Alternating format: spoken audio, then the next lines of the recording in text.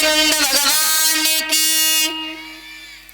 तो ना हाथ ऊपर उठा के जगह लाएंगे, बोली बाल कृष्ण भगवान की।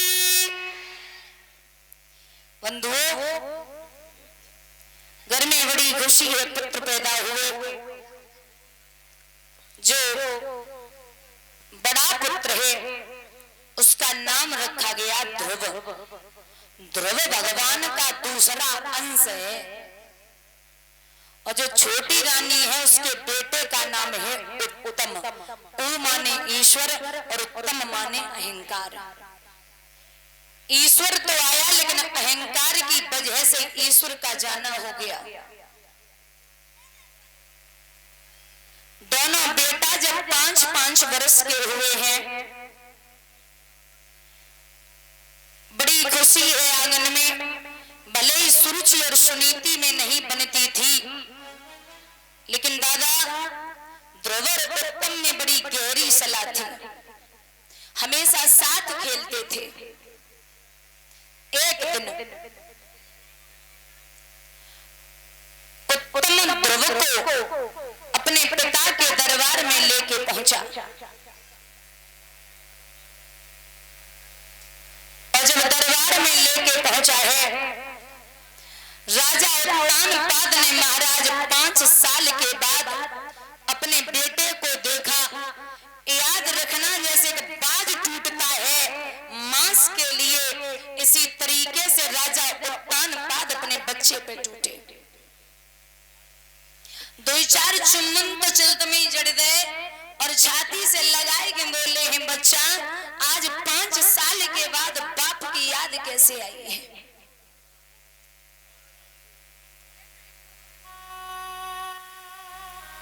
महाराज बांझ लोग बैठे हुए थे, वो टकटकी लगा के देख रहे और जवाब दिए है कि ये जो अभी गद्दी पे बैठा जिसका नाम है ध्रुव, ये राज्य का अधिकारी होना चाहिए। और जो अभी ये जमीन पे खड़ा है, ये राज्य का अधिकारी अगर हो जाए तो अच्छा भी नहीं लगेगा।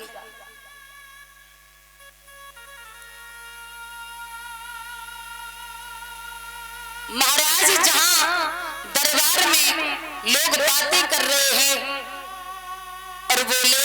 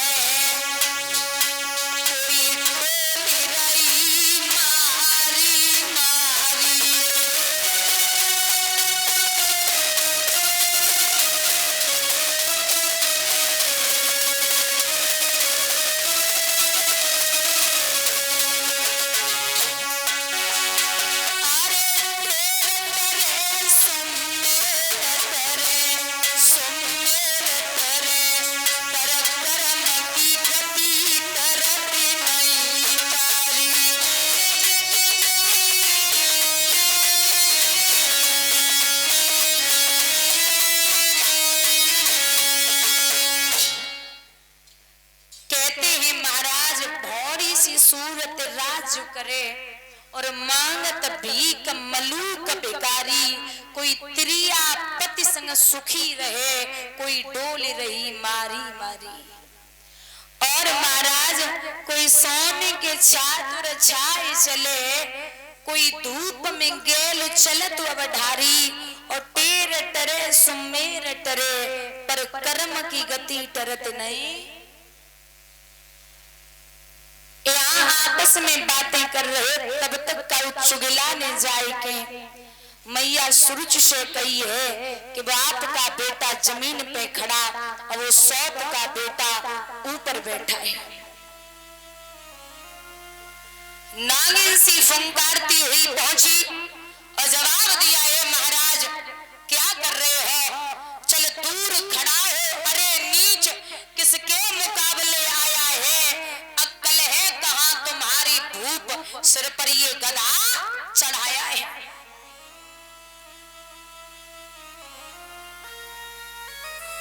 इसे नीचे उतारो। ध्रुव की कलाई पकड़ी, महाराज चबूतरे से नीचे फेंक दिया।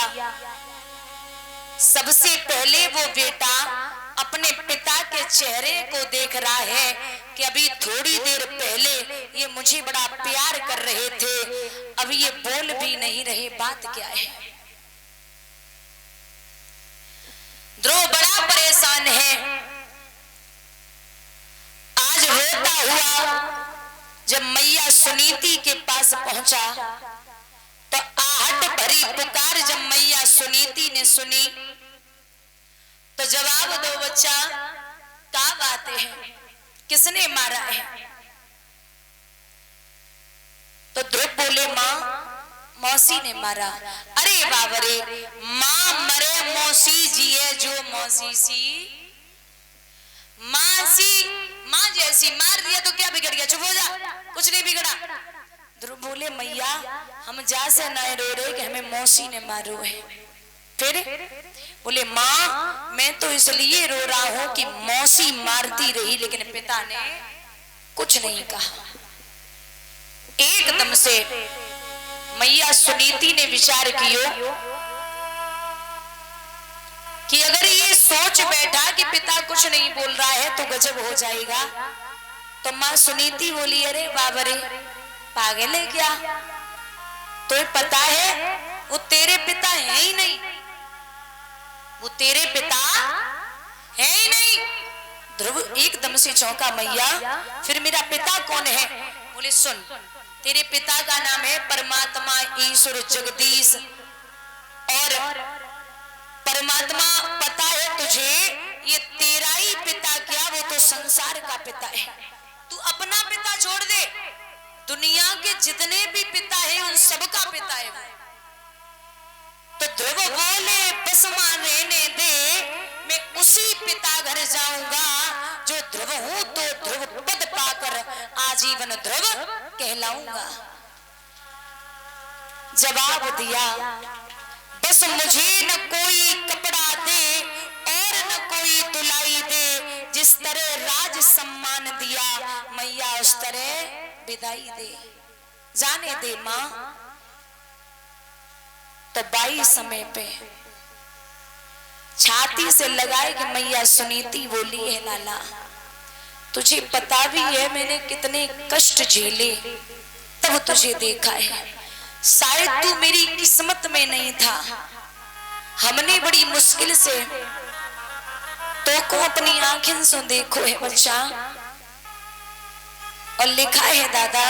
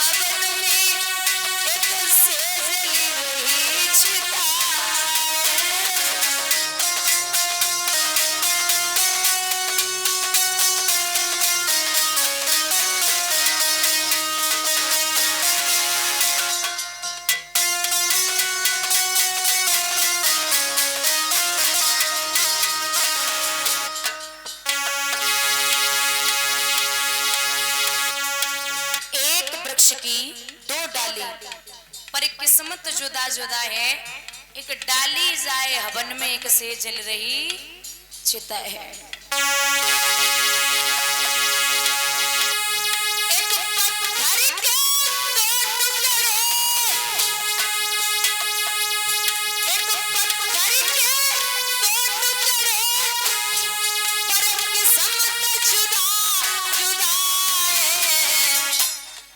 एक पत्थर के दो टुकड़े, पर किस्मत जुदा जुदा है।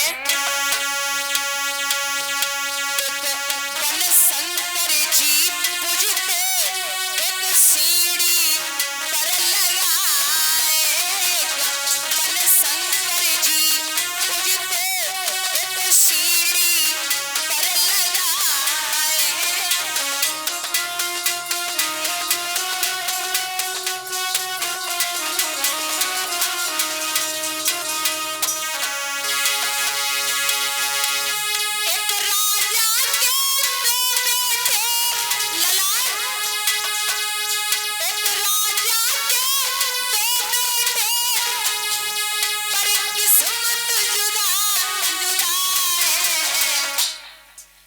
राजा के दो बेटे, राजा उत्तानपाद के दो बेटे, पर किस्मत जुदा जुदा है।